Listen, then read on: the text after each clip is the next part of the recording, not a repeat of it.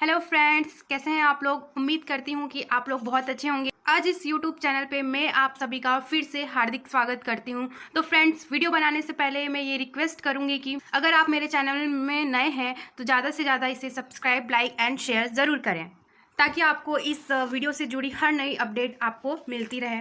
तो फ्रेंड्स, आज का जो टॉपिक है हमारा वह है भाषा की उत्पत्ति। भाषा की उत्पत्ति यानी हिंदी का जो उपबोलियाँ हैं, उपभाषाएं हैं, उनका जन्म। जैसा कि हमने इसके पहले वाले लेक्चर में हमने पढ़ा था भाषा की उत्पत्ति।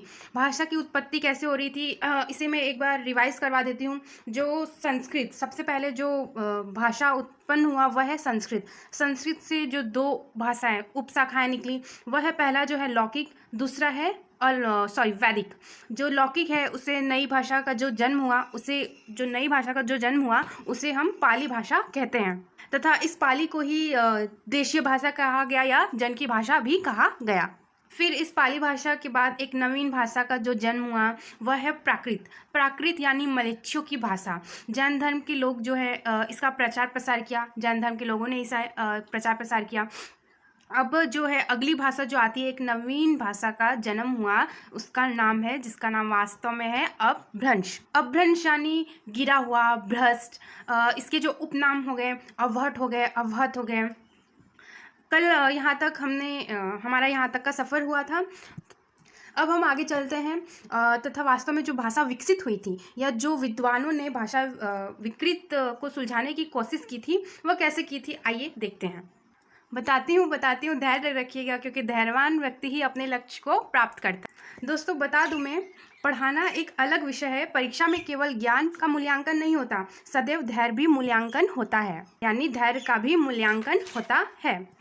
यदि बात में जो है धैर्य है और ज्ञान से परिपूर्ण है तथा उस ज्ञान का धैर्यतापूर्वक अगर आपने प्रयोग किया, निश्चित सफलता आपके कदमों में होगी। तो ध्यान रखें, यहाँ बिल्कुल हड़बड़ी नहीं करेंगे। अभी तक जो हम भाषा की उत्पत्ति पढ़ने जा रहे हैं, चलिए इसे स्टार्ट करते हैं। तो दोस्तों, हिंदी की उपभाषा एवं बोलियों का जन्म। हिंदी की उपभाषा एवं बोलियों का जन्म। फ्रेंड्स, अब हम देखेंगे कि अपभ्रंश की जो भाषाएं हैं उससे हिंदी का विकास कैसे हुआ। तो सबसे पहले हम लिख देते हैं अपभ्रंश की भाषाएं तथा उसकी भाषा, या कह सकते हैं उपभाषाएं। तो अपभ्रंश में आ गया पहला शौर सैनी, दूसरा आ गया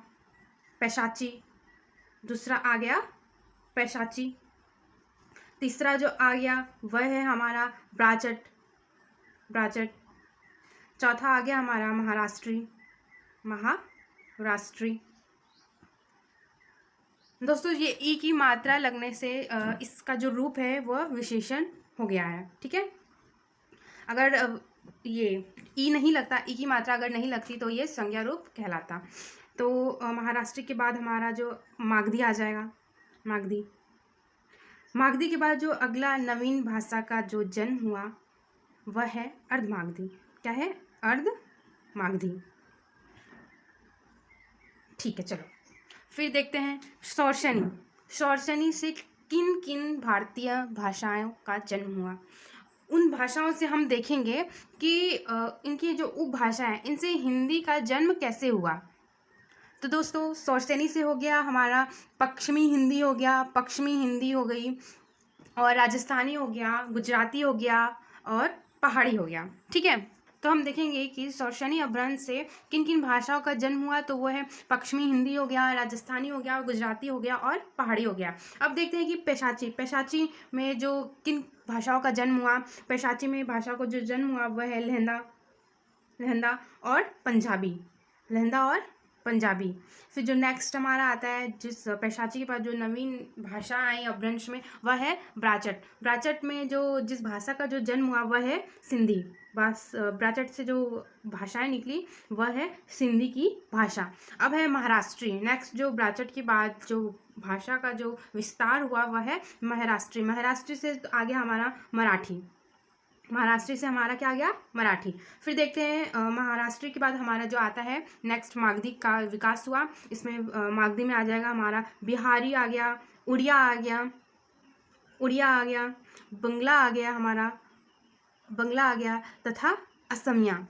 यानी ये मागधी अपभ्रंश से 4 ये भाषा का जन्म हुआ। वह है बिहारी, उड़िया, असमिया तथा बंगला। 4 नवीन भाषाओं का जो जन्म हुआ वह मागधी भाषा से हुआ। अब जो मागधी के बाद जो नेक्स्ट आता है वह है अर्धमागधी। अर्धमागधी का विकास हुआ, उससे ये पूर्वी हिंदी की भाषाओं का विकास हुआ। अर्धमागधी से पूर्वी हिंदी का विकास हुआ। तो दोस्तों ये अपभ्रंश हो गए, अपभ्रंश से जो भाषाएं निकली वह हो गया। अब जब क्वेश्चन ये है कि हम क्या पढ़ रहे हैं, हिंदी का उपविकास या हिंदी की भाषा, हिंदी का विकास कैसे हुआ। तो अपभ्रंश के 5 भाषाओं से हिंदी का विकास हुआ। हिंदी के 5 भाषाओं से इसका हिंदी का विकास हुआ। वह कौन कौन सी भाषाएं हैं उसमें मैं रेड सर्कल, रेड मार्क लगाऊंगी। तो पहले की जो हिंदी की 5 बोलियां हैं वो हो गया पश्चिमी हिंदी। पश्चिमी हिंदी हमारा पहला है। दूसरा आ गया हमारा राजस्थानी। दूसरा क्या आ गया हमारा, राजस्थानी। तीसरा आ गया हमारा पंजाबी। तीसरा आ गया पंजाबी। चौथा आ गया हमारा बिहारी आ गया चौथा। और 5वां और अंतिम आ गया पूर्वी हिंदी। इन सभी को अगला हम देखेंगे कि इन भाषाओं से हिंदी का विकास कैसे हुआ। धैर्य रखिए, हौले हौले चलेंगे क्या, धीरे धीरे चलेंगे, क्या फ़र्क पड़ता है, क्योंकि जल्दी करने में कोई चीज़ आगे नहीं बढ़ती, क्योंकि हर चीज़ का एक निश्चित समय होता है। अब जो है हमारा, अब ये 5 भाषाएं हम लेके चलेंगे।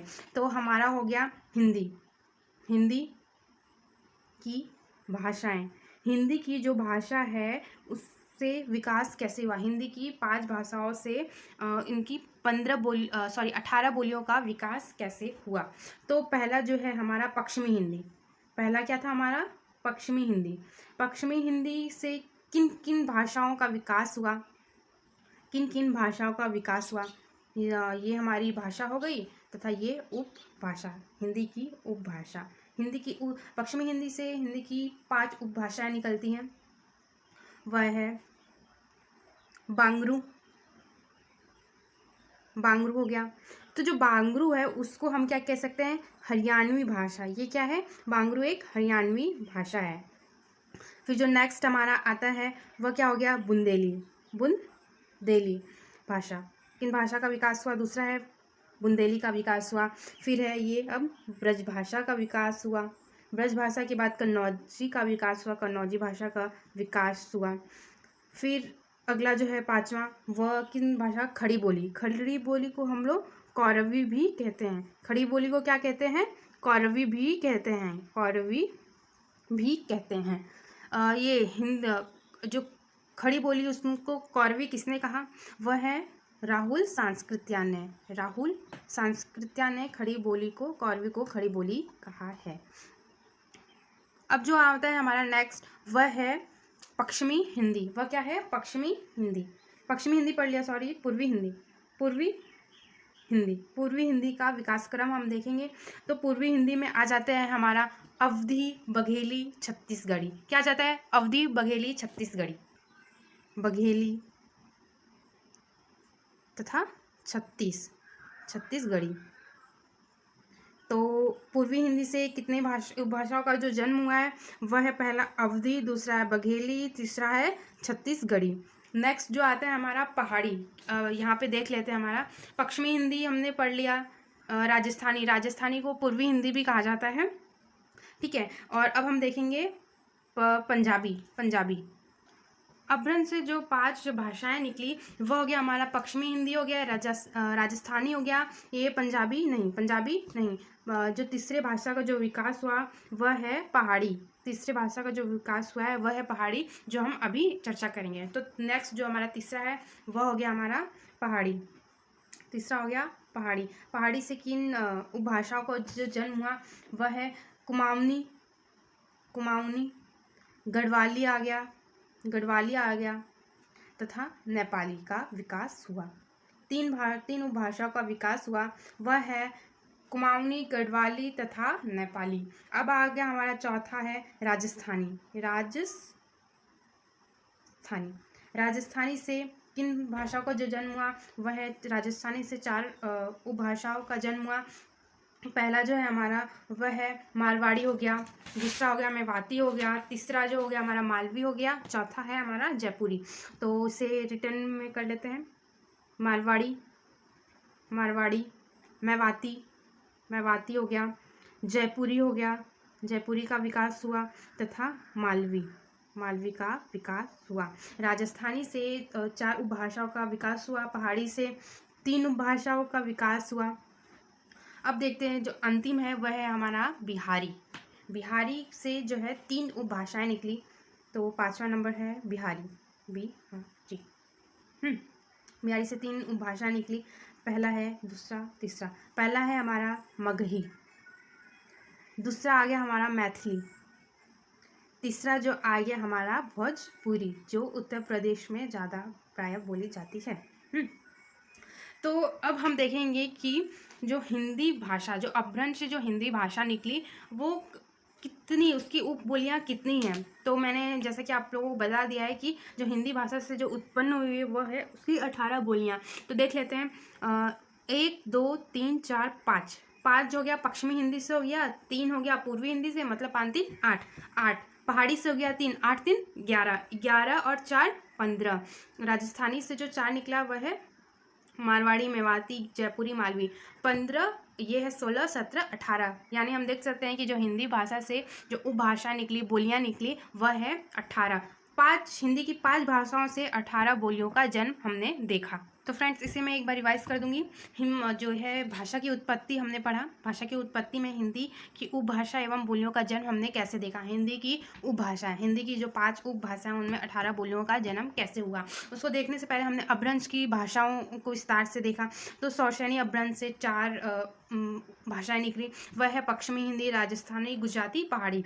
तो इसे बहुत आसानी से याद कर सकते हैं। पश्चिमी हिंदी, राजस्थानी, गुजराती, पहाड़ी। फिर हो गया पैशाची से लहंदा पंजाबी, ब्राजसट से हो गया सिंधी, महाराष्ट्र से हो गया मराठी, मागधी से हो गया बिहारी, उड़िया, बंगला, असमिया।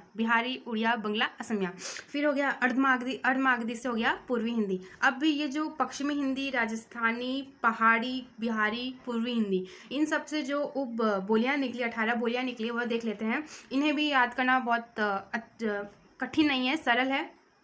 तो पश्चिमी हिंदी से बांगरू हो गया, बुंदेली, ब्रजभाषा, कन्नौजी, खड़ी बोली। बांगरू, बुंदेली, ब्रजभाषा, कन्नौजी, खड़ी बोली। अब हो गया पूर्वी हिंदी, तो अवधी बघेली, छत्तीसगढ़ी। तो इसे फ्रेंड्स याद करने का बहुत मतलब कठिन नहीं है, आसानी से याद कर सकते हैं। पहाड़ी हो गया कुमाऊनी, गढ़वाली, नेपाली। 3-4 बार, 1 बार पढ़िए, 2 बार पढ़िए, तीसरी बार तो याद होना ही होना है। अगला है राजस्थानी में हो गया हमारा मारवाड़ी हो गया, मेवाती हो गया, जयपुरी हो गया, मालवी हो गया। फिर देखते हैं कि अब बिहारी से हो गया हमारा मागधी, मैथिली, भोजपुरी। तो फ्रेंड्स ये वीडियो यहीं पे कंप्लीट होता है। तब तक के लिए नमस्कार, और मेरे चैनल को लाइक सब्सक्राइब ज़रूर कीजिए। धन्यवाद।